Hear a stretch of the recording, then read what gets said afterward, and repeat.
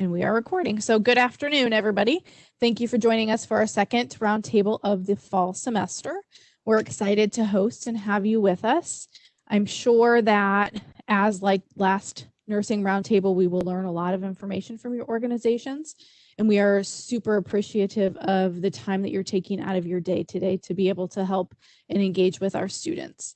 If you have not done so and you would like to do so, please add your information to the chat so that if students would like to connect with you, they are able to, or follow up with you, they're able to. We're going to start by having the panelists give an overview, and then Bami Adeni is going to lead a Q&A session. She is the president of the Student Nurses Association. And then, so we'll give everybody opportunity to be able to answer those questions, and then we will close it up. And so I want to start by introducing our panelists. Today, we have Michelle Young with Hendricks Regional Health, Nancy Allen with Community Health, Terry Dick with Franciscan Health, Stephen Coons, and soon to be Amy Robertson with Eskenazi Health with us today. So thank you so much for your commitment to our students here at Marian University. And I will pass the virtual mic over to Michelle. All right, well, wonderful. Thank you. So as she said, my name is Michelle Young, and I'm the Residency Program Director for Hendricks Regional Health. I'm excited to have this opportunity to share with you all the great things that we have to offer here at Hendricks. Hendricks is located just 15 minutes west of Indy, and I can promise you that we're worth the drive. Our small town feel is one of our best assets. We have a friendly, family-oriented culture. Our patients can be our family members and our neighbors, and so we have a vested interest in their care. Hendricks is a 3-time Magnet designated hospital. We've received the Outstanding Patient Experience Award for the last 13 years, so we take really good care of our patients. We also have 100% tuition reimbursement for full-time employees. And then we also have reimbursement for specialty certification prep courses and also for the exams. We have some discounted memberships to area businesses, and we also have a wellness program that's really great to help with supporting and promoting your self-care, which you'll learn very early as a nurse that you need. So we know that transitioning from a student to a bedside nurse can be scary and an overwhelming experience. I tell new grads all the time, nursing isn't like flipping burgers at a restaurant. If you mess up there, someone gets a burnt burger. But here, if you mess up, you literally have someone's life in your hands. And we recognize how huge of a responsibility that is. And it's one of the reasons that we created our nurse residency program.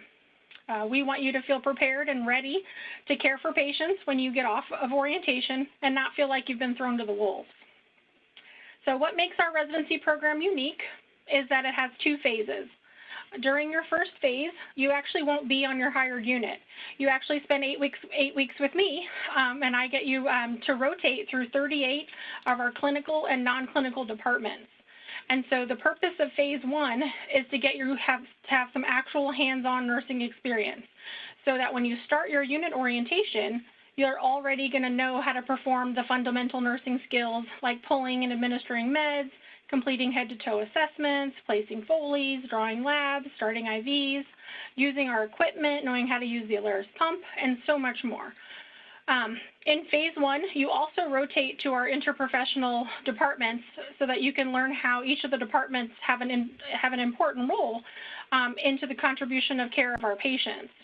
In these departments, the neat part about it is you also get to learn who your resources are.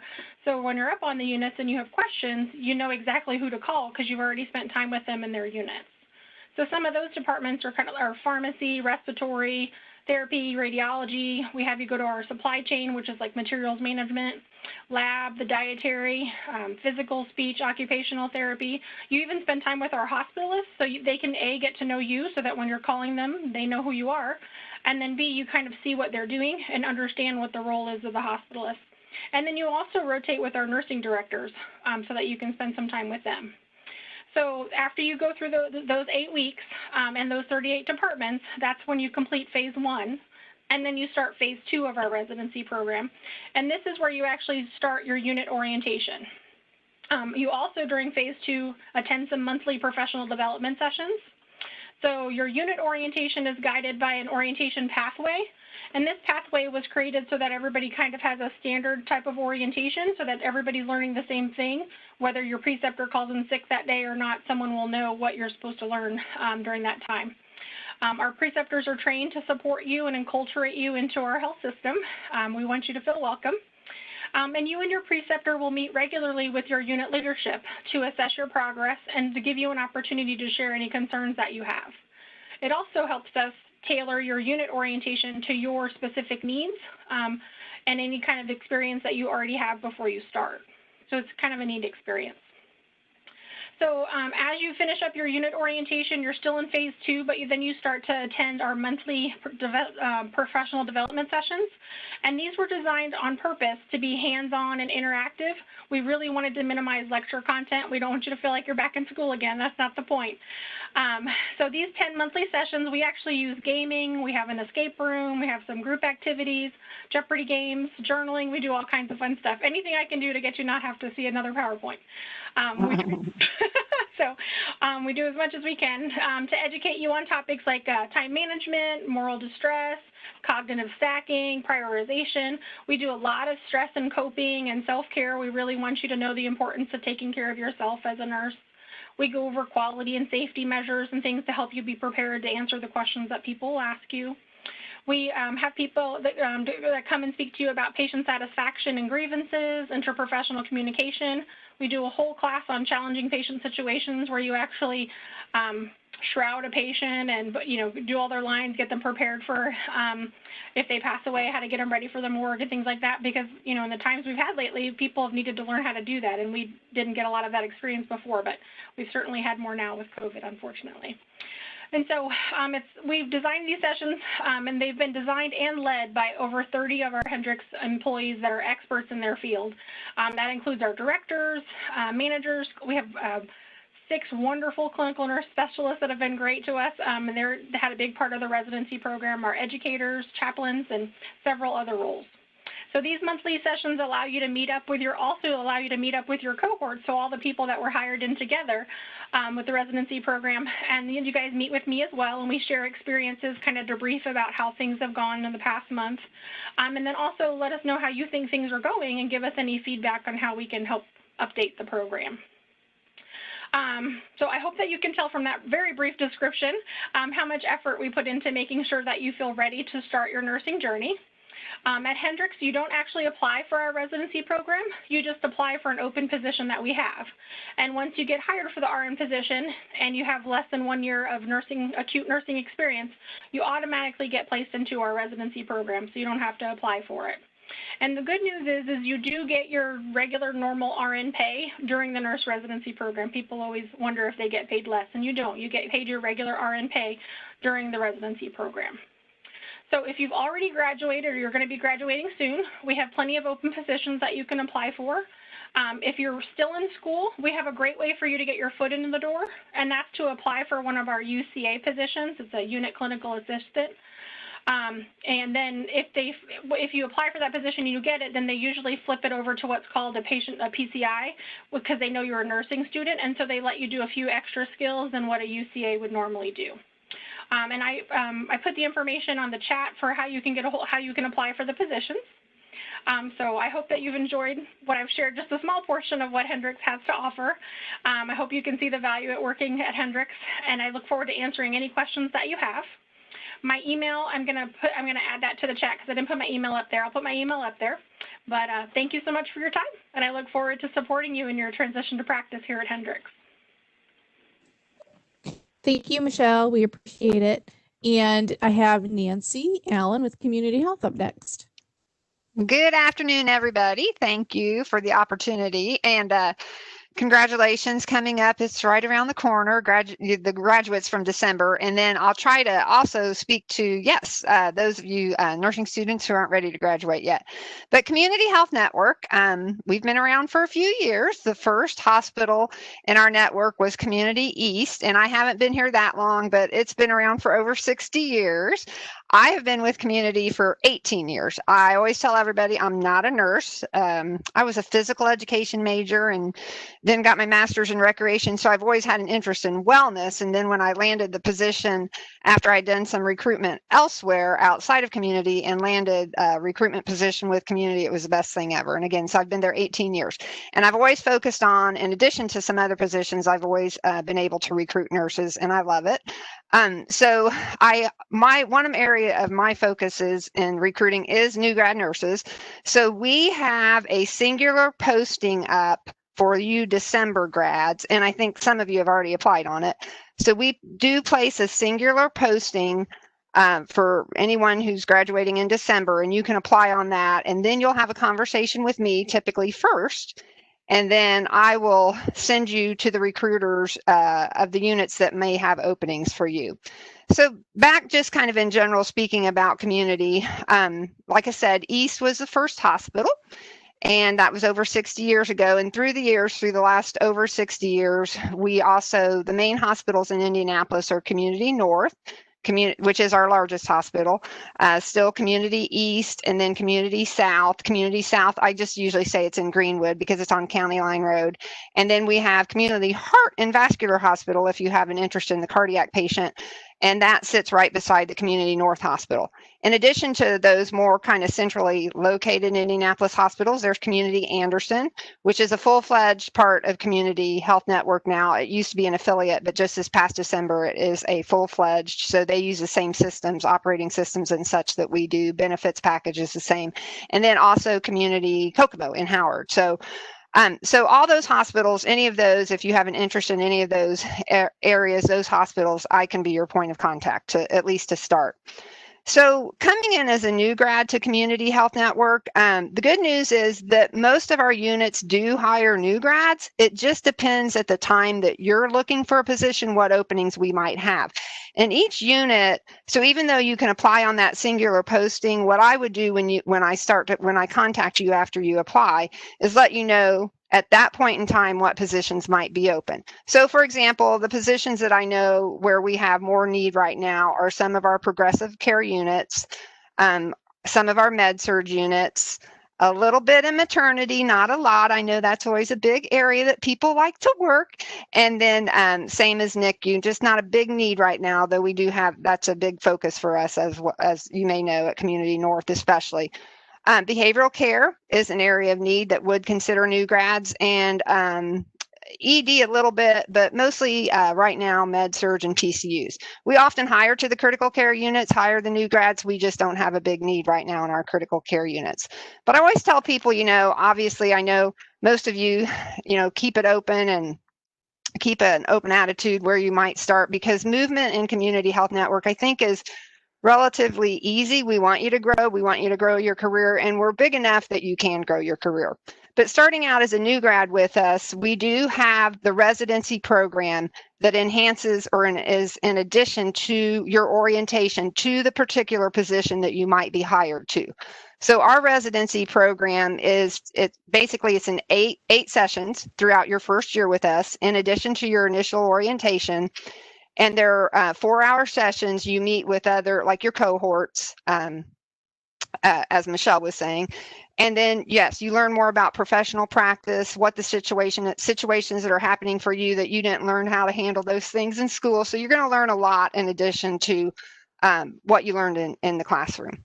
So, and a lot of it is like professional practice, et cetera, and just how to handle certain difficult situations, often difficult situations. And then there's a poster presentation at the end of that.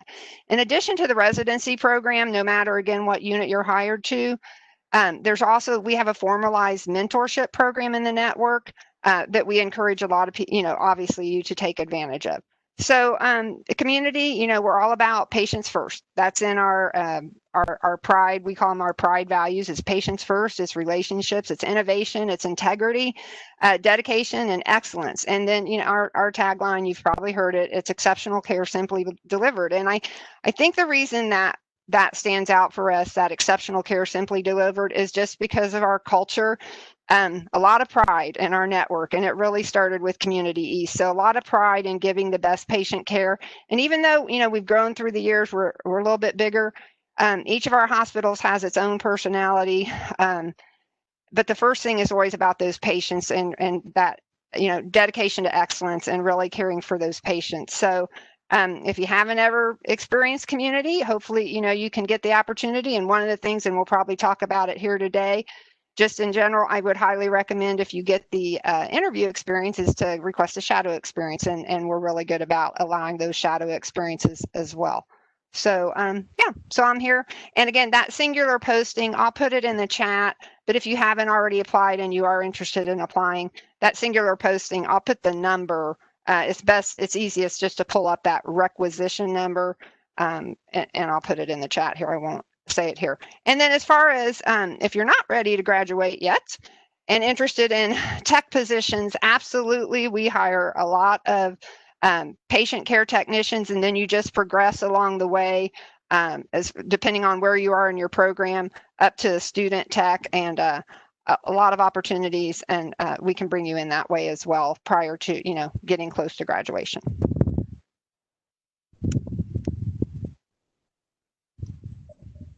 All right, Carrie Dick with Franciscan Health, you're up next. Good afternoon, everyone. Again, my name is Terry Dick. I'm with Franciscan Health, and I have been with Franciscan going on 7 years. I have been in healthcare recruitment for about 16 years, so have had different experiences, different places. What I will tell you about Franciscan Health, we are a 14 hospital system, so we are a larger system, and we are a faith-based organization. So that is what makes us unique in that aspect. Is we also bring a holistic care to our patients and to each other. So you will hear it, feel it, see it when you come into our facility. Our largest facility is on the south side of Indianapolis. So many of you might not have had clinicals at our facility. So we are about 20 minutes south of downtown Indianapolis. And the hospital itself, we specialize in critical cardiac. So that is one of our centers of excellence. So we have a huge cardiac area there. But we also, we hire for all new grads in all of our areas. So we are certainly looking to hire for all of you in all areas. I think Nancy spoke a little bit about NICU, and some of the women's and children's are a little less opportunities, but there are some out there, so don't discount those. I encourage you, new grads, to look at all aspects of nursing. You have so many places to go in different directions to go, so look at all of those opportunities out there. Franciscan Health also has a residency program, and we have a dedicated person who leads all of the residency programs.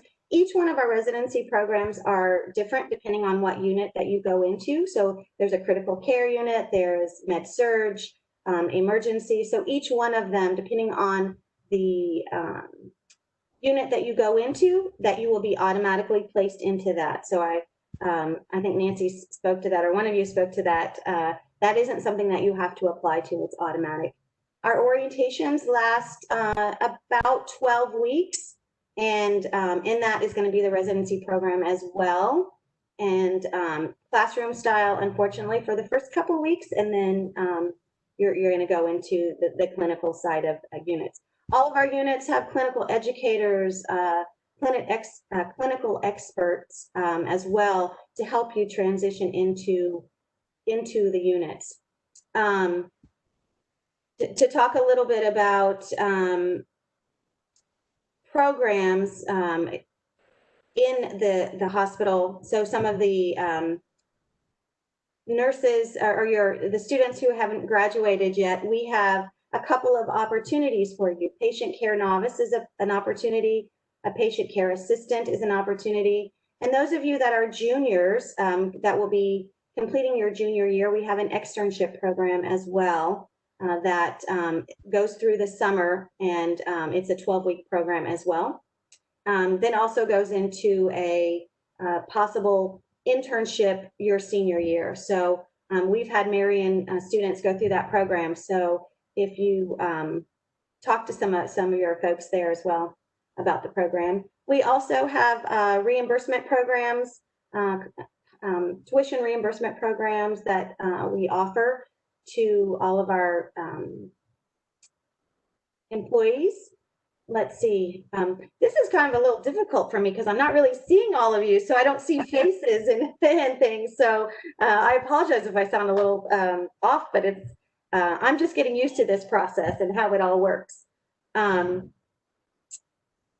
kind of looking at my notes. What else? We do hire new grads before they pass their NCLEX, so after graduation. And so we put you into what's called a patient novice 2 position. You're paid at the rate of a nurse, but at that time, we're orienting you into the unit. And then once you pass your boards, then you become the RN. So we do have that time frame because I know there's a little, seems to be a lot of lag now between graduations and actually going into or actually passing your boards. So we have that opportunity for you as well. And you get to participate in all of the orientations as a nurse during that program.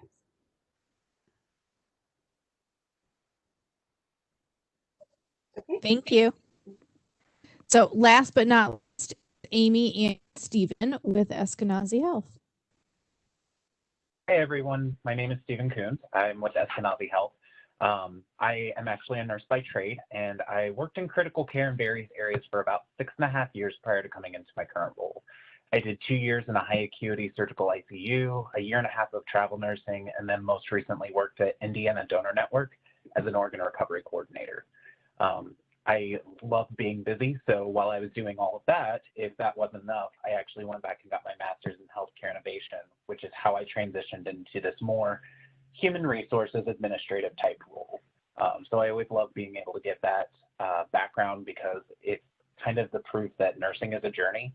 Everyone's journey looks completely different than anyone else's. So be bold and take paths that, may not make sense at the moment, but it's really cool to be able to have that flexibility. A little bit about Eskenazi. I actually chose to come to Eskenazi for a large range of reasons. The biggest one is the culture. I just feel like it's such a family type atmosphere where even the CNO knows exactly who you are whenever she's walking down the hallway. So it's a really cool feeling for that. We are a 327 bed level 1 trauma facility. We are also the only certified adult burn center in the entire state of Indiana. So being able to have those types of patients, it's a really cool experience. And as I'm sure you guys are learning through school, burn patients are a completely different type of pathophysiology. So having that is just an amazing learning experience. For me personally, I recruit for critical care, burn, cath lab IR, endoscopy, and a lot of the specialty areas. I also have the FQHCs, so our primary care sites. We do accept new grads into those areas as well. I know that primary care may not be at the top of everyone's list. However, after I got to learn a lot more about it, it's actually a very interesting world once you get your foot in the door and learn a little bit more about it. And then as far as openings for new grads at the moment, unfortunately, we do not have any additional openings for critical care at the moment. It's just a very competitive program for us, being a level 1 trauma. However, if any of you are interested in the operating room and have maybe a CST background or have done a capstone in the OR, we can always look at getting an interview and trying to transition into that role. And then Amy, I think I'm going to go ahead and kick it over to you and see, let you give a little bit about yourself.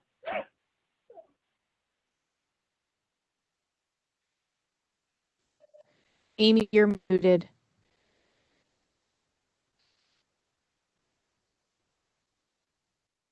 Hello, can you hear me?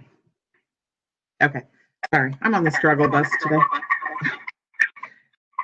So now it's okay. Let's see.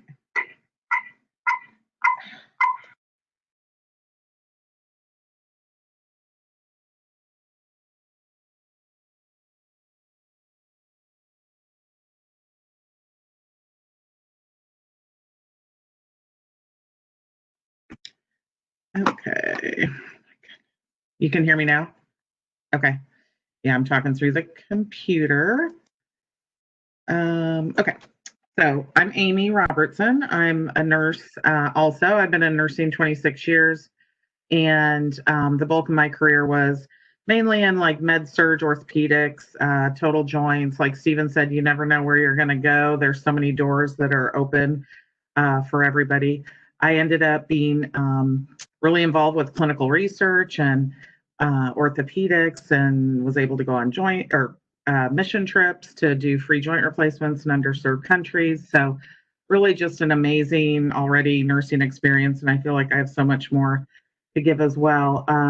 Did a lot of management and HR functions. So really enjoy meeting new people, trying to find the best talent for Eskenazi Health. I've been with them about 2.5 years, and I love it. I love their mission, their culture.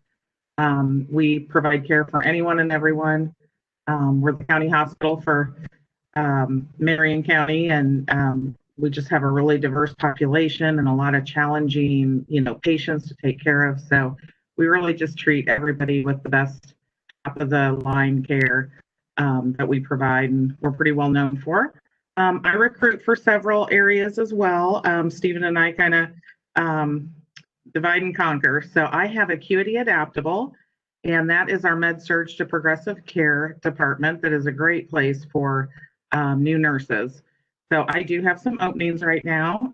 We have it posted, so feel free to apply if you're interested. They always say that's a great landing place to start your career. We know that people want to specialize possibly later on. So we're really open to helping you get started and then helping you with your career in whichever area you feel called to go to. I also recruit for the ED. We have a level 1 trauma center, 110 beds. I think we're the largest in the state, but we're very busy. We get a lot of traumatic injuries, unfortunately, but we handle them all really well. It's a really popular place to want to work. We do take some new grads, but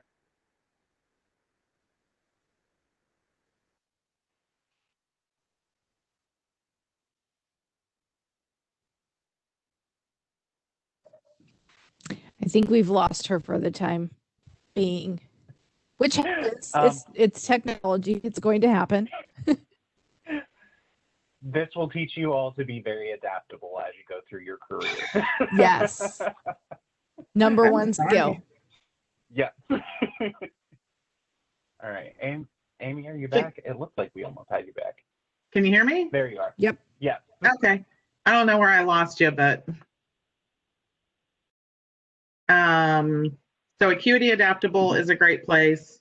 The emergency department, I recruit for Family Beginnings, which I noticed Brooklyn made a note that she's really interested in labor and delivery. So definitely check out our posting because we do hire new grads in there. And I have the NICU. We also have, I don't have any openings right now for new grads, but keep your eyes posted. You never know. And then we have our mental health inpatient and outpatient services. It's our Sandra Eskenazi mental health centers that are amazing. We treat so many different patients with various difficulties and really have a high success rate with them. So if psych is your passion down the road, we definitely have a lot of opportunities. And then last but not least, I also recruit for our specialty clinics. So we have over 40 different specialties that are ambulatory. You come in, see a specialist for dermatology or ortho or whichever it is. And the nurses there really hustling, and it's exciting, and you're still in the thick of the hospital, but it's more day shift, Monday through Friday type schedule. And that's really more for maybe a nurse with a couple years of experience, but always a good option to go into later. So those are my departments, and I look forward to hearing from you guys. And I'll put my email up on the chat so you can feel free to reach out to me or text me. Thanks. Thank you all so much.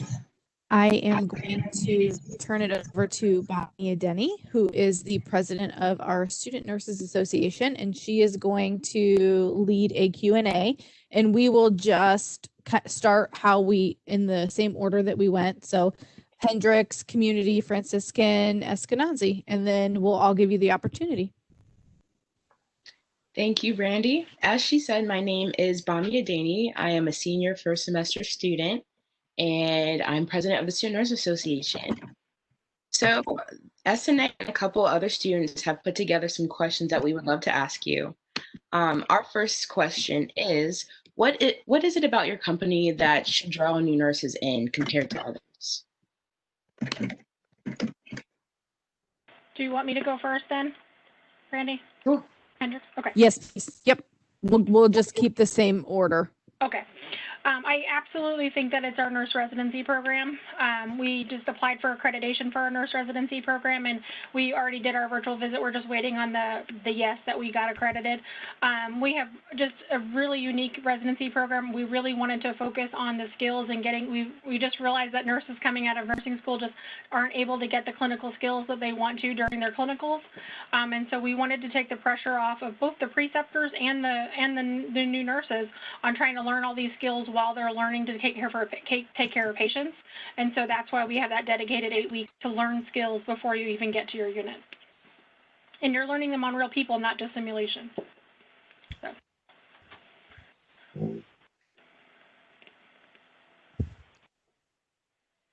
I'll go next. This is Nancy with Community. I think what draws people in, it's if you've experienced Community, that's where you want to work. So like I said, I've been a recruiter for them for 18 years, and we get a lot of referrals, which is awesome for me as a recruiter. I say it's an easy place to be a recruiter because if you've experienced either clinicals with us or had patient care here, or you know of someone who's working here, if you haven't had a direct experience, we just get a lot of referrals. And I don't want to sound trite. I don't want to sound like, yay, us. But it's nice. It's a culture. I think it's how we treat each other and are expected to treat each other. And then that relates to how we treat our patients, because we know we're all here for patients first. And everybody at Community, I don't give direct patient care, but I'm called a caregiver. That was our CEO, Brian Mills, decided, a year or so ago that we're all going to be called caregivers because that's why we're here. So it is a culture. Sometimes you just can't explain that. You just have to experience it. So what draws people in is if you've been here, it's an experience. So, and we have a lot of great things to obviously support that. So, including the residency program, but I would say that's what draws people in.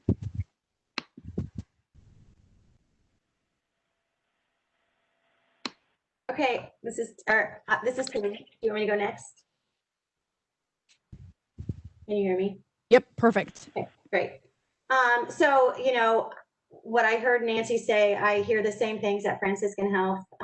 Even today, I was talking to a nurse and asking her, a potential new nurse, and asked her, why are you looking at Franciscan? What's bringing you here? And she told me a story about her grandmother and the great care that she was given and is still given. And so it's really a culture. I mean, we are a faith-based organization, which brings a lot of people to us, but also the care that you have received from Franciscan Health, your parents, your neighbors. It's just all around that we hear that continuously. Why do you want to work for Franciscan Health? And they'll tell you story after story about why they want to be part of our organization. So I think we all will hear that, because I think all organizations have great caregivers. And I think you as the student, you will experience things when you come to our facility, to other facilities, to make sure that it's a good fit for you. So, I encourage you to shadow at places, to talk to people, because Franciscan, I think, is a great place, and I want you all to experience it, because it is something that is on the south side of Indianapolis, and sometimes people don't get to experience it. from clinical aspects. But I think once you come here, you'll see what we're talking about. It is family oriented. The neighbors, the community it's all part of who we are. So for Eskenazi, I always say that I came here because of the culture, not because of the job. If you would have asked me 5 years ago, I would have never thought in my entire world that I would have ended up in HR. But I fell in love with the culture and just the practice and how everyone is so dedicated towards just our mission and serving our patients. You know, they are the individuals who don't have access to care. They may have those barriers that prevent them from being able to access care. So everyone's bonded by that same passion. And so it's just a really cool thing to be a part of.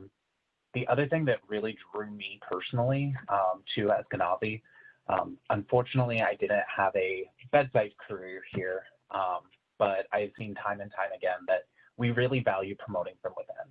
So as you grow in your career, not just as a bedside nurse, but also if you decide that you want to go back to school, if you decide that you want to go into management, or if you decide you want to completely switch specialties and change it up from OR over into primary care, we're going to support that because we want to support you.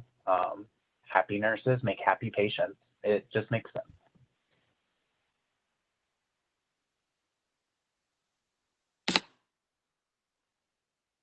Thank you all. Terry kind of talked about this, but our next question is about shadowing. We know since COVID-19, it's been kind of difficult to get shadowing opportunities. So our question is, do you have available opportunities for shadowing, and how do students manage to get a shadowing experience? Yes, we do have shadowing experiences for new hires coming in. So it's just part of the interview process. When you're in the interview, if you just say you'd like to shadow for a few hours or so, then you just do. You just set up a time and then have that happen. There is a waiver, though, you sign to make sure that you know that you might get COVID while you're here, of course. Because so it's just a wet lever that says we can't help it, obviously. If you're going to shadow in the ICU, you're going to be exposed to somebody who probably has COVID. So, but other than that, you're welcome to come. And then just for clarification, this is going to be after you've had your interview, so you have to apply, then interview, and then you can shadow? Usually it's during the interview process. So if you come in and if you wanted to shadow, not independently on the unit, but if you wanted to come in and talk with me and I could bring you around to the units and you could see them, then absolutely we could do that as well. But an actual shadowing experience that's like 4 hours or so long, you actually get hooked up with an ICU nurse or an ED nurse or whatever unit you're on, the nurse on the unit to kind of walk around. That's usually during the interview process. But if you wanted to come check things out and we could just meet up and I can just bring you around to the hospital, you can kind of see where everything is and what the units are like. Thank you. Mm-hmm. This is Nancy with Community. I got to be honest with you. I am not sure of a shadow outside of an interview right now or in conjunction with the interview. Quite honestly, if someone's wanting to shadow, say maybe a student who isn't near graduation and who isn't going through the interview process, you might just want to email me and I can check on that. Because of COVID, we did kind of say, okay, put a halt on those things. So, however, back to the interview process, even though we said slow down on the shadows and people were trying to do them virtual and try to know how to live in this new COVID world, they're pretty much doing shadows, but of course, taking all the precautions. And so I know anyone that has been interviewing with us lately, pretty much any unit, they'll go through all of our units do it just a little bit different, but we definitely recommend a shadow. And if for some reason your unit or the person interviewing you doesn't offer the shadow, we always encourage you to ask. So we definitely recommend them. Each unit's process, especially because of COVID right now, might be a little bit different. And if you ever have any questions, just email me and I can follow up for you. So recommend them. Also, by the way, when we're talking about shadows, I recommend that you try to shadow on the shift that they might be offering you to, because it can be a lot different than the shift. If you shadow on a day shift and they're going to offer you a night shift, it can be a lot different. So that's it. This is Terry from Franciscan, and I don't want to repeat, but we're very similar to Community. And so we are, doing in-person interviews and in-person, obviously, shadows, 4-hour shadows. And each unit does do things a little differently. most, I would say about 90% of our units will have you shadow for the 4 hours, and it will be on the shift that we would be putting you in, because it does give you that perspective. You get to meet the people who are working on that shift, so it really gives you a good experience on both sides. So very similar, and I would say outside of the interview process, ours is still a little unknown if we're actually offering shadows the way we did in the past. So if you do have questions, if there's a person who's not ready to graduate yet, and you want to look at an opportunity, just email me or contact me and I'll see what we can do from there. Hi, this is Amy from Eskenazi. For us, unfortunately, we're really not doing shadowing for our usual. And so we're doing it maybe on a case-by-case basis, but generally we're not offering shadowing just because of COVID. But our typical pre-COVID was you would come in and wear your scrubs and go interview for an hour and then, or up to, and then shadow with a nurse. So we really missed that, but just looking out for everybody, and it's temporary, but once you interview over the video, if there is something like, if you want to do that, you could always ask the manager and they can decide. We're lucky that a lot of people have done their clinicals with us, so they're kind of, they've seen the floors and things like that, or they've been there to visit somebody. So case by case. Thanks. Thank you.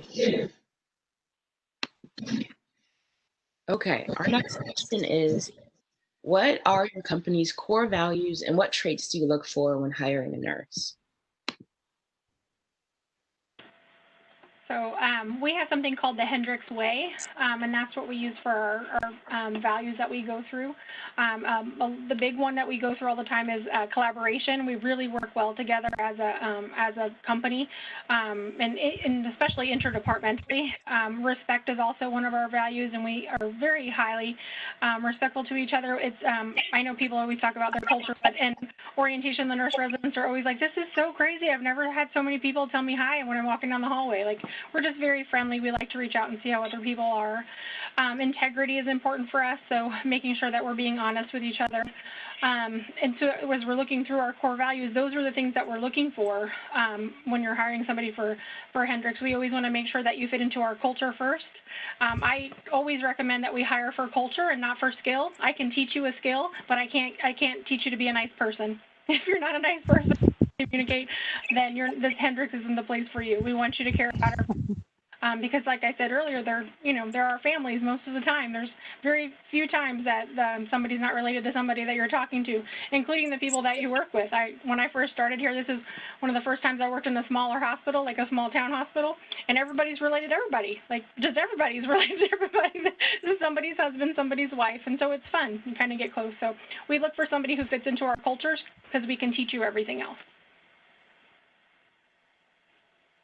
And this is Nancy from Community, and I kind of said this briefly as I was giving our introduction, but Community Health Network, we really do live by these values. It's the PRIDE values. The acronym is PRIDE. So patients first, and that's intentional. Relationships that are so important with Community Health Network, and that's not just relationships with your coworkers or your patient. It's all the way around, coworkers, your patients, the families, anyone that you're interacting with. Just as I'm doing this now, relationships outside the network. And back to that, relationships is also relationship-based care. That I want to make sure I throw that in there. Jean Putnam is our CNO, and we practice relationship-based care, which I've heard a lot of you others say too. Taking care of yourself, not just the patient, but you have to know how to take care of yourself to be able to take care of your patient, and we are big on that. So patients first, relationships, innovation. Community's always been on like the cutting edge of innovation. I don't know that some people think about that with Community, but we are. And we have like programs where if you've come up with an idea, you can submit it. We have contests. It's really neat. innovative things that we do in the network, and some of the practices that we have come up with are because of our caregivers and what they've come up with. So it's really neat. So again, back to the beginning: patients first, relationships, innovation, integrity. Yes, saying what you mean, meaning what you say, being honest, open, dedication, and then excellence. So it's the pride values for community.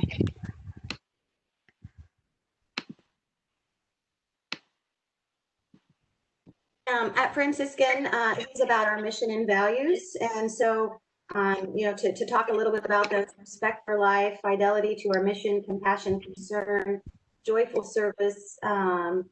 You will see those and hear them continuously through our system.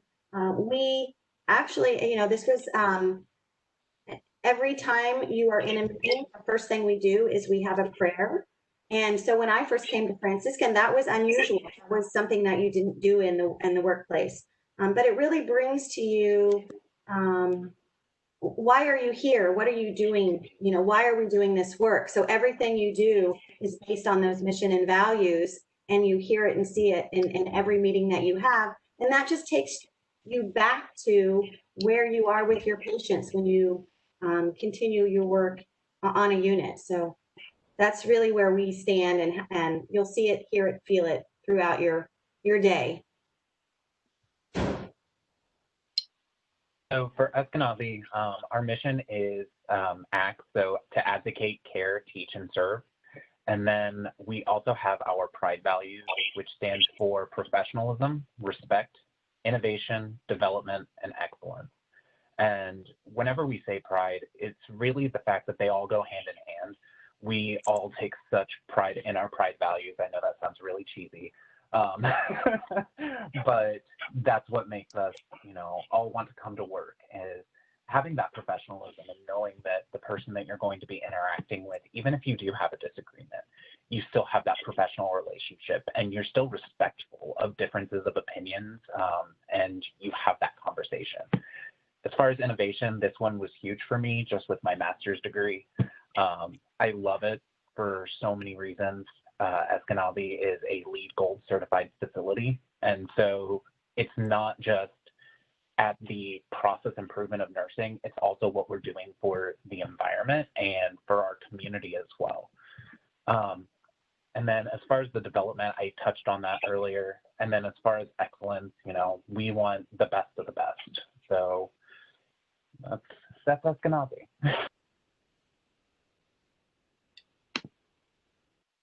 Thank you guys so much. The next question from the Student Nurse Association is, what is the best way to go about scheduling interviews / applying for a job if you're a new graduate and you don't know where to start? Sure. So for Hendricks, I already gave you the website, so it's right up there. It's www.hendricks.org/careers. You can go on there and look through any of the RN positions that we have available. If you're looking for one of the UCA positions, so if you're still in school, you're not graduating yet, but you want to get your feet in the door, that's under the drop down for technical, and that's where you'll see all of our UCA positions as well. So you can go there, and if you have any questions about the residency program, you can call me or email me anytime, and I can go over how that works and answer any more questions that you might have. Yes, and for community, this is Nancy Allen again. And again, I'm typically the point person for the grad interns. I also do the recruiting for the emergency departments, but all of our recruiters are, the way we're aligned, we have different service lines. So we have a recruiter for the ICUs and the PCUs, et cetera. And then, like I said, we have one for maternity and NICU, et cetera. So, but again, you can use me, so I can be your first point of contact. And again, if you apply on the singular posting that we have for December 2020 grads, I will go ahead and contact you after you've applied. If you've already applied on that and I haven't contacted you yet, that could be true. So just feel free to email me, nallen@ecommunity.com, which I've got my contact information up there as well. And then at that point, I'm going to give you a rundown of what openings we have at this time. So you may see other positions posted, obviously, say for maternity or ICU or whatever, but I will let you know which units can actually be considering new grads right now. So it really is a good idea to work through me. And again, if you've already applied, just go ahead and email me, guys. I'll get to you as soon as I can. And even when you email me, maybe tell me a good time to get in contact with you, because I know you're busy with clinicals, et cetera. So yeah, and when you apply with community, you only have to do that one application. You don't have to apply for the other positions that I might be telling you about. Then I'm going to route your application, get it to the appropriate recruiter, to the appropriate unit that has that opening. So it's pretty easy. Just kind of work through me. Same at Franciscan. We have a new grad requisition out there. I put it out on the chat there, so you have that. But please feel free to reach out to me. There are 5 recruiters in our system, in our organization, HR, and so we all handle different areas. But I can, again, be your point of contact, get you to the right person. I think I've spoken to a couple of you already, possibly if you're on, and trying to get you in to the right unit, to the right recruiter. But just reach out to me, apply to that position, but also apply to positions out there that you are interested in. So for example, if there's an ER position or if there's a NICU position, I would also encourage you to put your information out there. Systems are all a little tricky, and sometimes it's good to have it out there so we can get that information right away to the hiring manager. For Eskenazi Health, we also encourage you to apply online. We'll post our link before this is over, and Stephen or I will reach out to you. We love to text, so you might just get a text from us first, and then we'll set up either a video or a phone call. So we're real flexible, real easy to get a hold of. Then once you apply, we reach out, and we can go from there. And like Terry said, you can look through all of our job openings and apply to what you want. We can't guarantee there'll be an opening, especially like in our critical care, getting pretty full right now. But I know Acuity Adaptable would love to probably meet with you. So, if you do apply for critical care, Stephen will move you over to me, and I'll get in touch. So just apply and we'll reach out to you. Thanks. Thank you. So what is the biggest / most common mistake that you see on applications? I don't actually see the applications, so I can't actually answer that. But I know that the information that I've been given is that people, since we don't have a particular requisition for a new grad, sometimes people will apply for an open position that isn't offered for a new grad, and so it gets declined, and then they don't reapply again, like for a different position.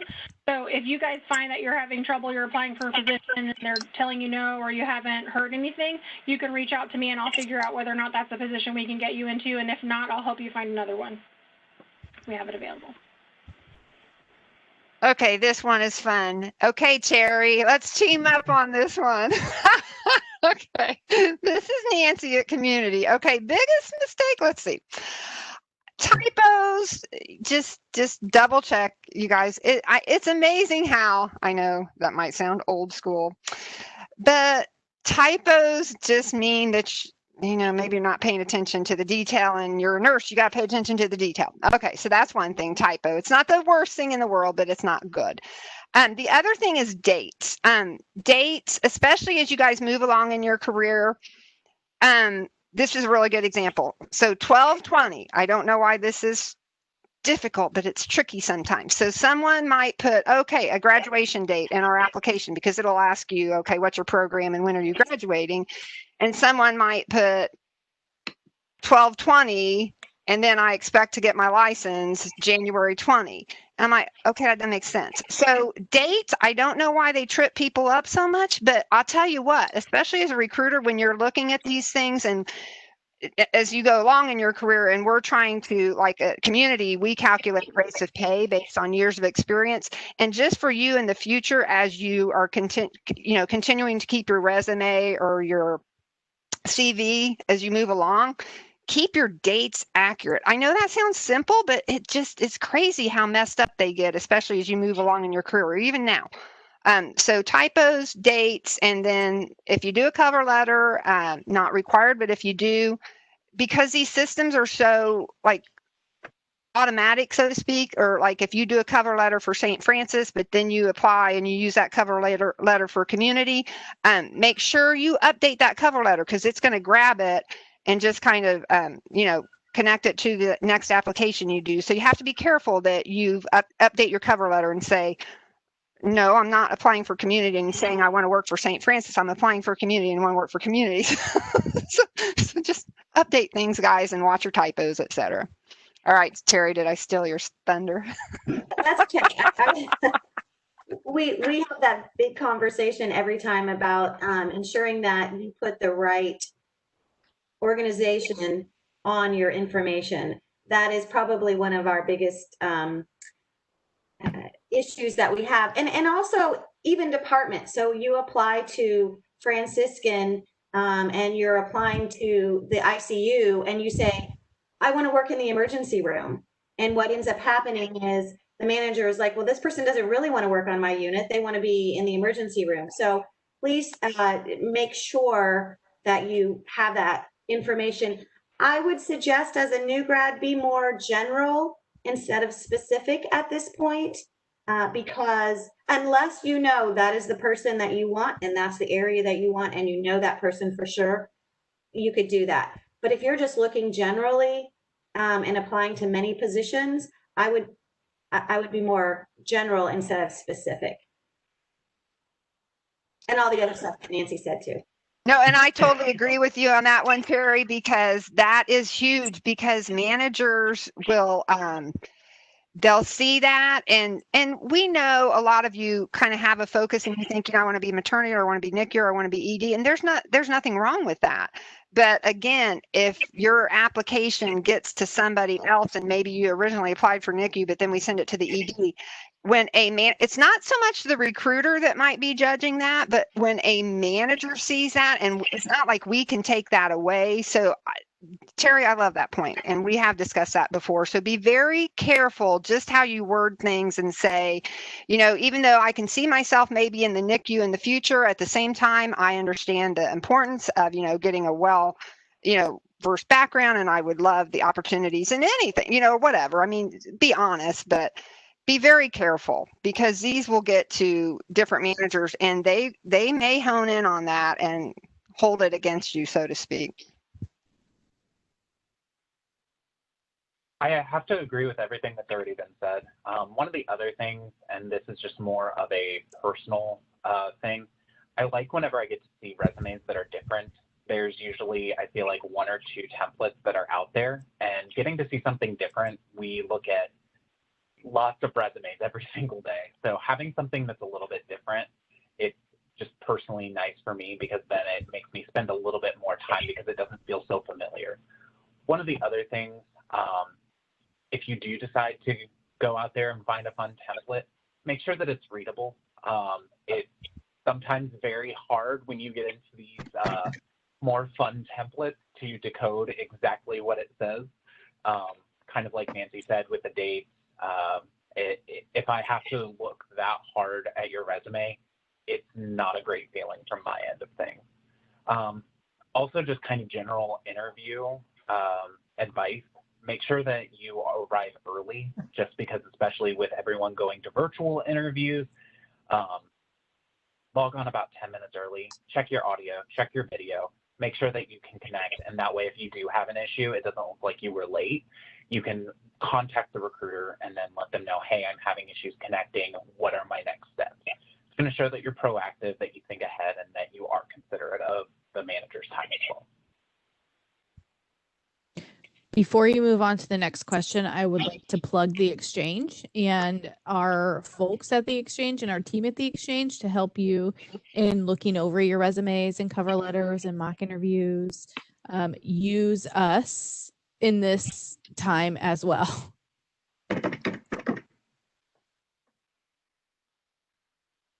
Okay, thank you, everyone. The next question from SNA is, when should nursing students begin applying for nursing jobs?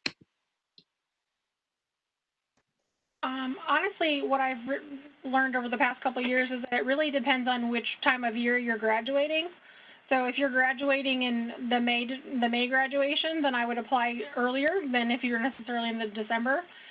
We're a smaller organization, and so we have not as many position opens, and so we, when we have positions open, we like to make sure that we get, highly skilled or highly, just somebody we really think that will fit great into our culture for the position. And so we are kind of selective in our decisions. But I like to have communication with people early, kind of see and tell them about the residency program, make sure that this is things that, something that they want to do.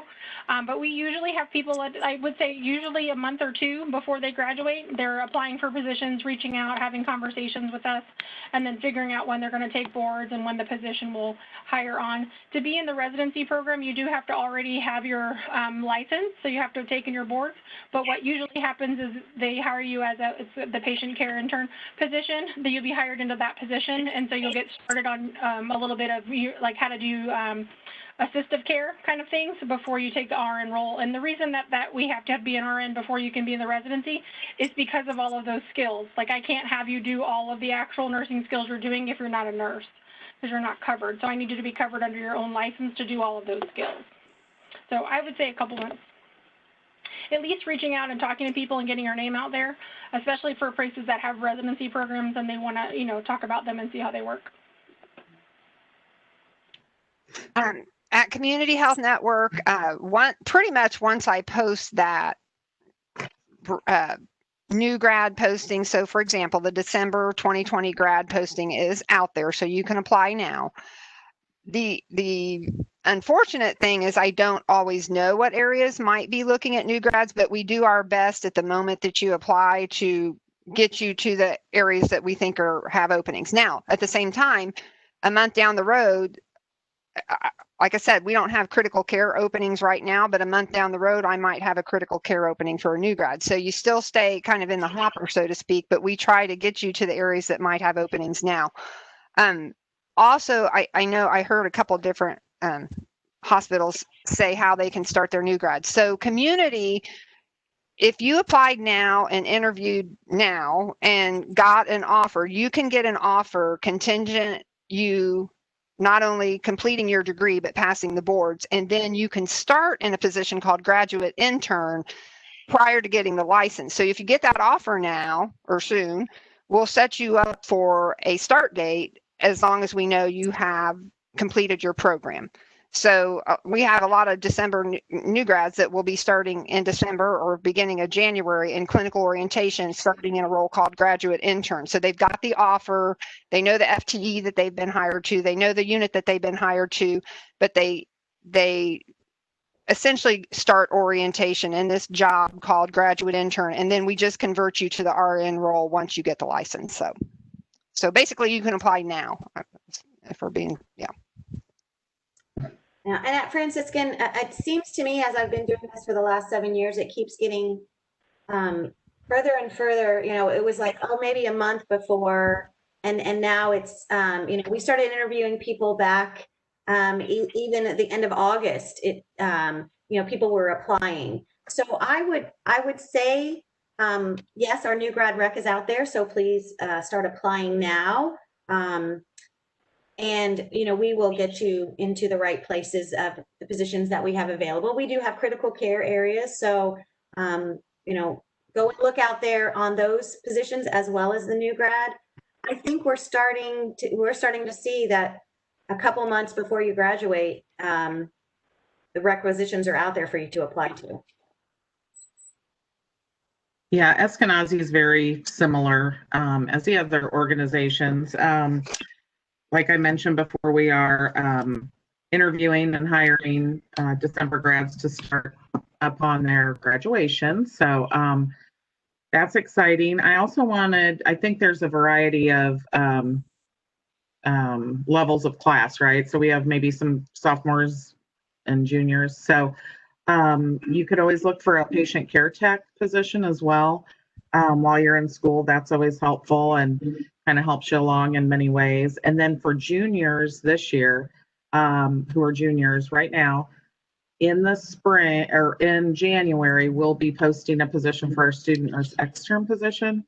So that's a summer-long externship. And so kind of keep that in your pocket. It's about an 8-week paid externship and pretty competitive. So, just kind of think about that, and we'll try to remind Marion to remind you when it comes up. Thanks. And then I hope that just kind of shows you guys, like for Eskenazi, we really do value that internal growth. So as you do become patient care techs or student nurse externs, we do like to, it's a very long interview process if you think about that. You're getting that experience, but we're making sure that we have the exact right fit for the roles that we're looking to fill. And so that's actually how a lot of our, at least my critical care openings were filled, was from those individuals who were patient care techs or student nurse externs in the past. Yeah, I wanted to say the same thing, especially at Hendricks. It's the smoothest transition into our higher acuity, like our ED and ICU, and even the childbirth center. Those residency positions were taken by people who were here as UCAs or unit clinical assistants first. So it's always best to get your foot in the door early so that you can already be here. And then we've never not placed somebody, or we've never not hired one of our UCAs who wanted to work at Hendricks into our residency program. So. Thank you. Our next question is, what would make us stand out when applying for our jobs? I know the feedback that I get is that somebody who is taking initiative and wants to get things done. Like, we want to hear about what you've already done, what you've been trying to do, if you've taken a role or trying to work and get some kind of skills in some way. If you're at Hendricks, you stand out if you know somebody. So, because we're so small and everybody knows everybody. So, if you know somebody in the hospital that you can that can recommend you, if you put that on there, that usually gets higher priority because it's like, oh, somebody we know, or if you're with somebody here. But also really just showing what is unique about you. What is it that you can do to bring better patient care to Hendricks? I agree. At community referrals, we do have like a referral program. So if someone is referring, you put that referral in, because I tend to go to the referrals on the applications as I'm kind of figuring out how to, talk to the people who have applied on my requisition. So I look at internals, and then I look at referrals, and then I continue on the list. So it's a good point, Michelle. And then also, I think just when you're completing your application, look at it, or your resume, whatever you want to present as a picture of you. What makes you you? Why? Yeah, I mean, I know that's the question, but what does make you you? I don't know what makes you you. So if you think, your mission trip was a big part of what makes you you, if you did a mission trip and that's where you decided to become a nurse. I don't know but whatever makes you stand out to me, because you're right. A lot of these applications will look very similar. Stephen said it. We look at a lot of applications. So, a long time ago, I remember a couple people, it must have been, maybe a school was telling them to do this. I don't know. But there were a couple applicants I had that on their resume, they put a quote that a clinical instructor, I think, said about them. So it wasn't a reference that they had been using them for, but it was like a quote that an educator had said about them as a person. And that just struck me. I don't know why. It just struck me, and it really stood out to me. So when you're completing your application or creating your resume, I think it's up to you to figure out. It sounds like they're going to have to go to the exchange, Brandy. But yeah, what makes you stand out different on paper? You've got to figure it out. So tell us what it is. I don't know. Tell me why you became a nurse. And I know you can't take all that, and you can't put that all on one resume, et cetera. But if it's even one line or something that you live by, or a quote, again, I know you don't have a lot of room on your resume, you guys, but then give that resume, give it to somebody, have them look at it, have them read it, and say, wow, I am getting an impression of you when I see this. Sometimes you're not going to be able to make that impression until you have the talk with the recruiter at the beginning too. And we talk to a lot of people too. So when we're talking to you, be ready to tell your story. You know, you'll get some minutes to talk with us and tell us your story. We'll ask you, you know, we'll talk to you, but be yourself, be true to yourself. Don't try to be someone else. Just be honest on your application, etc. Another thing about GPAs, guys, I always say this. We're not asking for your GPA. GPAs are typically maybe if you're applying for a scholarship or something. So if you're proud of your GPA and it's great and it makes you part of who you are as a nurse, and you know that you're just, you know, solid, you know, great GPA, stand out in the classroom, etc. Maybe you want a scholarship and that's what makes you you. Put it on there. But if your GPA isn't the greatest, we know it's hard to get into nursing school. So most of you are doing a great job just being in nursing school, right? I mean, that's great. It really is. So if your GPA is part of what makes you you and you want to put it on there, fine, put it on there. But guess what? We're not asking for it. So if your GPA isn't the most stellar, don't put it on there, because then it can be a distractor for me. And I'm thinking, well, I wonder why they don't have the greatest GPA. So it may be talking to your study habits or something. So I know I'm rambling, so I'll stop, but I hope that gave you a couple good tips. So I would say some of the things that we're looking for is that flexibility. That's probably one of the key pieces that when I talk to managers, what they're looking for, they can teach you the skills, they can teach you those things, but flexibility and attitude and enthusiasm, you know, you bring that. It is sometimes hard to show it on paper, but when you have a chance to talk to a recruiter or the manager, that is what they want. They want to see those things. They want to hear them.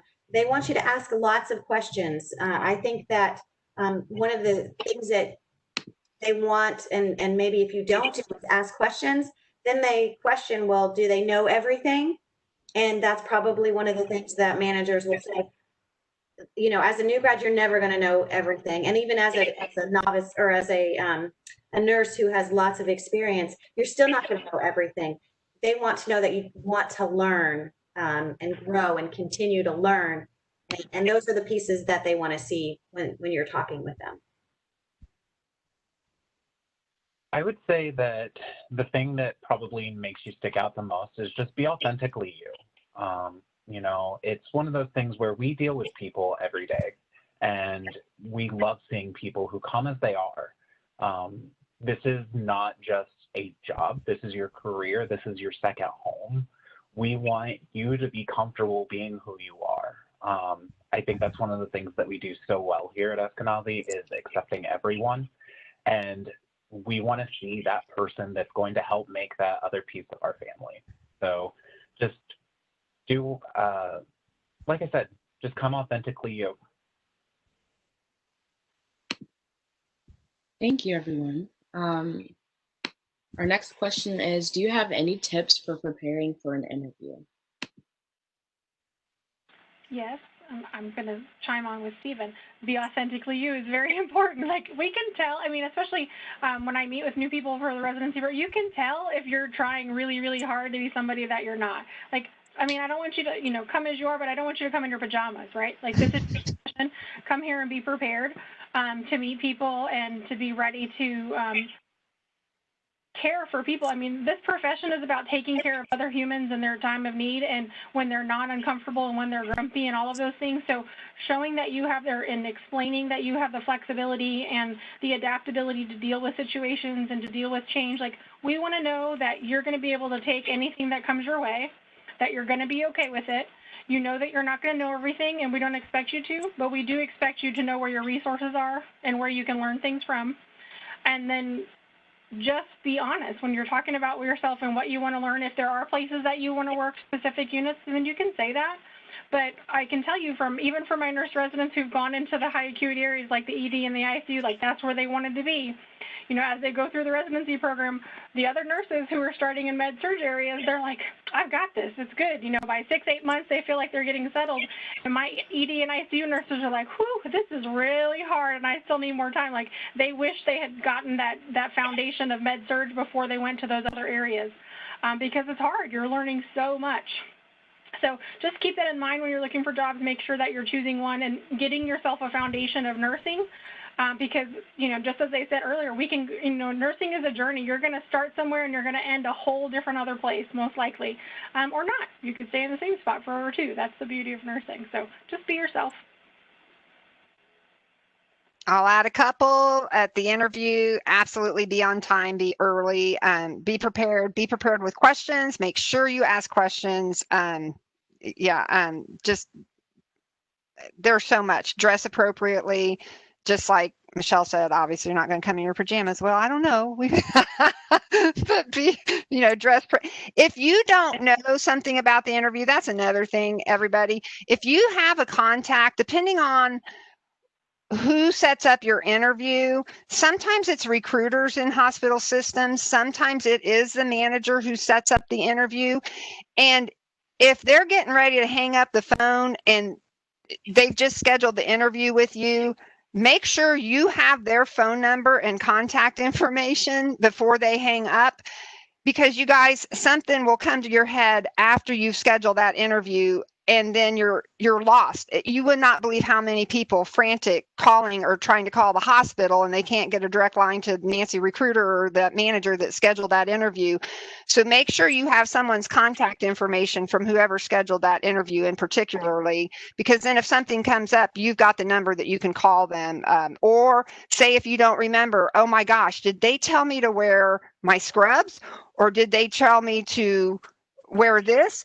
And then you don't remember, or you're just excited you got a phone call. So you make sure you have a way to contact them, or okay, because they will call you out of the blue. It's not like we're calling you at a scheduled time necessarily to set up an interview. They might just call you out of the blue and you're like, oh my gosh, it's, Eskenazi is calling me and they're calling me to set up an interview. And then you hang up the phone and bump. So you get my point. I'll stop. Okay. I agree with all of that. I would just say the one thing that you should not discuss when you're in the interview process with a manager is salary. That is information that talk to your recruiter. That's what we do in the interview with the managers, with units. Just stay away from that piece, because that's not really where their expertise is. And everything else that Nancy and Michelle said is good. I'll just add on to that for Eskenazi. I would look into thinking about being asked some behavioral based questions, like tell me a time when you had a difficult patient. What was the situation? How did you get through it? I'm sure you guys are used to some of those things. Have a couple of scenarios in your mind, because they're going to want to hear about your patient case, your patients and clinicals.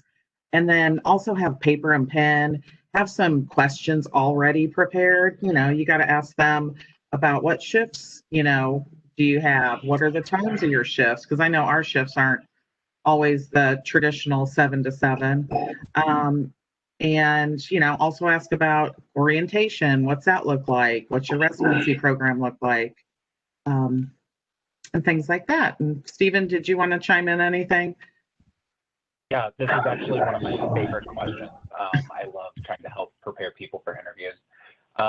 So for me personally, communication is more important than anything. Show that you're being an active listener. Show that, I'm sure you guys have had some course throughout your studies that teaches you about this communication, and, repeat back what you heard and summarize, and really just be engaged. That's going to show that you care, you're listening, you're not just going through the motions. Also, something that's just very important to me personally is just having a lot of candor and being upfront and honest. We know that you're interviewing with other organizations. So if something happens and you have a competing offer, just tell us. It's okay.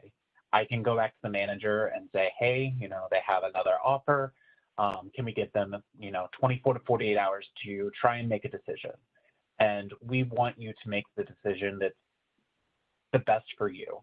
Obviously, we want you, and we're sad if you leave. However, we want what's best for you. I'm going to interrupt with another plug for the exchange. So I feel like it's like commercial break. These are like commercial breaks during this. But we have done multiple mock interviews with our nursing students that we tailor to specific and ask those specific behavioral nursing questions. And then not only do we do that, but we walk you through how maybe you can approach your answers to some of those questions and questions to ask. And we do that in our office. But I would add on to what everybody else said and know why you want to work there and know what value you add to that organization before you walk in the door. Absolutely. And may I just add one more thing? I think it's important for you, especially new nurses don't always feel this way because they're new, but we're not actually interviewing you. You're actually interviewing us. As you can see, there's a group of different hospitals here who want to hire you. And so you have the choice to choose where you want to go. So we're not only interviewing you, you're also interviewing us. So you have some power with that, right? Because we want you to build your confidence and empower yourself and feel confident that when you're applying, if you don't get that job, it's fine. It wasn't meant for you. The one for you will be there. So just remember, you're interviewing us too. Don't think that we have the upper hand. You have the upper hand. Thank you, everyone. One of our last questions is, what do you find is the hardest challenge or the hardest transition for nurses when transitioning from school to career? Confidence, 1,000% confidence. I mean, it doesn't matter how many things we go over and the different things that we do. They just aren't, they're not feeling as confident. And in addition to that, I would say they beat up on themselves. Like, we want to be successful. We know that we're caring for patients, and we want to take good care of them. And when nurses want to be perfect, like we want to check all the boxes, we've done everything we're supposed to do, and when you don't get to do everything in one night because everything hit the fan and it was crazy, they kind of beat up on themselves. Some of the new grads are beating up on themselves. So just encouraging them to be confident in what they're doing and to let things go. It's going to be all right. I always say, did somebody die? Did you take care of everything? Did you do it all? It's okay then. So. Yeah, and that's those residency programs. I think that's why they're so important, and your preceptor and your mentors, and you have to take advantage of them, and you have to ask questions. My niece was a new nurse a year and a half ago, and she was coming to me asking me some questions. I'm like, first of all, Claire, I'm not a niece or I'm not a nurse. But some of it was trying to figure out where her resources were in some situations. So you have to speak up and ask questions, and ask a coworker, ask a preceptor. If you're not comfortable asking those, you have to find someone to ask those questions of. So that confidence, like you said, Michelle, but you have to be flexible and be strong enough to ask the questions. You have to do it, guys. Anyhow, and I got to jump off here, and I've appreciated this so much, you guys. I'm sorry to leave you like this, but thank you all and good luck. And I'm going to leave my contact information here, and be strong, guys. I know you can do it. I'm proud of all of you. I'm always impressed by the nurses. Bye, guys. Thank you, Nancy. Thank you. Hi, Nancy. So I would say all of those things that they said. What we hear from students moving into their career, there's like, what we learned at school has nothing to do with what we're doing. But I mean, it will come back to you. So all those things you've learned, you will use them. You just don't know it at first. But it feels like I did all of this education and then I'm going into the work world and it doesn't seem like it relates. All of that will match up. So that's one of I think the biggest challenges. What we've heard from some, which I think, I'm going to say confidence, all those things, but our nurses work 12-hour shifts. Some people are like, oh my gosh, I've worked 3 12-hour shifts in a row.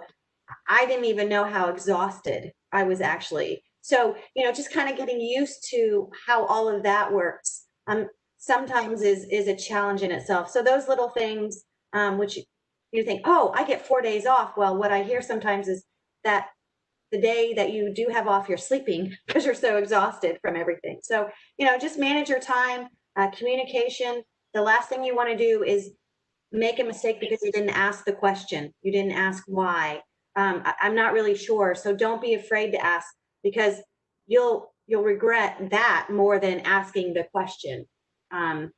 That people want to help you as much as they can, and retain that, why, and not just asking the question, why do I have to do it this way? Why is it this way? Ask those, not just how to do it, but why. And then that will stick with you as you move through. So I think this actually might be my new favorite question. I was actually trying to sit here thinking about this. It wasn't too long ago that I actually transitioned in from nursing, or from being a new grad into a nurse. And thinking back on it, the entire experience was difficult. It was challenging. And, just understand that we're going to try and prepare you as much as possible. You're not going to feel prepared, and that's okay. That's normal. And there's something in that uncomfortableness to be found. Learn to be comfortable with being uncomfortable. It's going to be uncomfortable for the first year at least.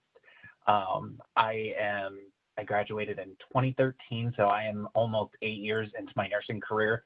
I'm still uncomfortable with things I do on a daily basis, but that's the beauty of it. You continue to learn, you continue to grow, and don't expect to be an expert. Be okay learning, embrace it, and just try and have as much fun with it. You've worked so hard, so this is really the time that you just get to enjoy it. I'll just chime in real quick. I've been a nurse 26 years, and I can still remember being that first year nurse. And, I really had a great connection with my manager. So I really felt that I could go to, my manager or my preceptor, like the others said. You might find a mentor on your unit. Eskenazi is a teaching hospital, so we all have that teaching gene. Everybody's really humble. We treat everybody really good, including our staff as well as our patients. So don't be afraid to ask questions. It's better to ask than to go out on a limb thinking, like if you have that teeter-totter moment, definitely ask. Ask for help, ask if that's the right thing to do. So, but it's normal to feel uncomfortable, like Stephen said.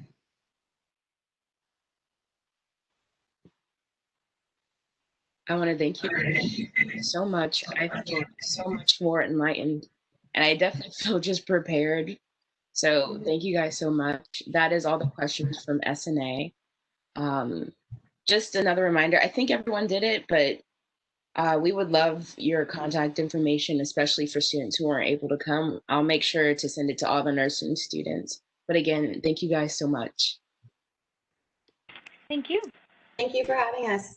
We appreciate your time here this afternoon. And for students that are attending and out there, or students that are going to watch this at a later time, each of these organizations have set up individual Q&A sessions with us later on in the month of October. So please look at Handshake for those dates, and whatever questions that you have for them. They are more than willing to be able to answer those, and they will actually get to see your face in those Q&A questions, which is a plus. So they are all in Handshake, and you are able to register and sign up for those. And thank you again so much to our panelists for your continued support of our students. Thanks for having us. Have a wonderful day. Thank you, everyone. Thank you.